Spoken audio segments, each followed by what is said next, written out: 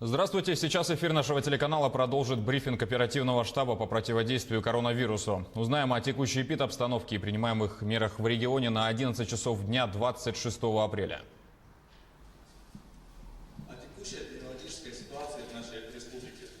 Добрый день. Сегодня в Республике Саха-Якутия продолжает оставаться напряженной ситуация по завозу и распространению новой коронавирусной инфекции.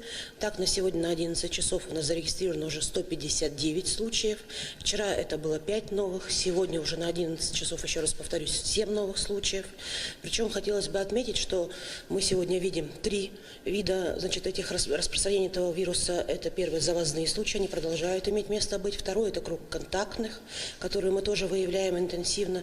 И третий, самый опасный, на наш взгляд, это то, что сегодня мы уже видим хаотичное распространение вируса по республике. У нас есть лица, которые не могут определиться своим противоэпидемическим анамнезом. Как, например, вчера показал случай в Хангаласском районе, где у нас житель никуда не выезжал, ни с кем не контактировал.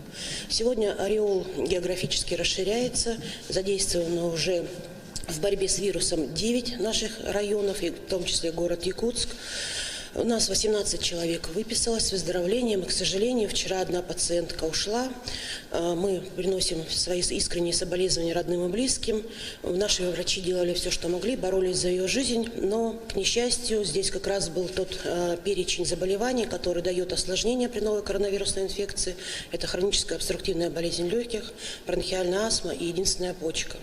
Поэтому я призываю, наверное, всех жителей еще раз неоднократно подумать о здоровье своих родных и близких. Если для молодых это вирус практически протекает бессимптомно, у нас такие ситуации есть, мы видим такие случаи, дети у нас носят бессимптомный характер, являются переносчиками, то, конечно, для возрастных наших пациентов это очень тяжелое испытание, тяжелое течение заболеваний, и, к сожалению, которые приводят вот таким летальным случаям.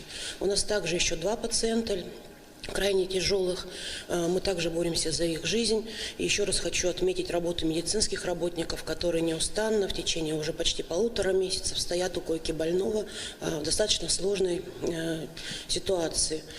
Здесь надо сказать, что я, наверное, тоже хочу призвать и медицинских работников соблюдать все меры предосторожности, максимально придерживаться правил противоэпидемических мероприятий, потому что мы являемся, наверное, главными защитниками сегодня здоровья нашей страны. Спасибо.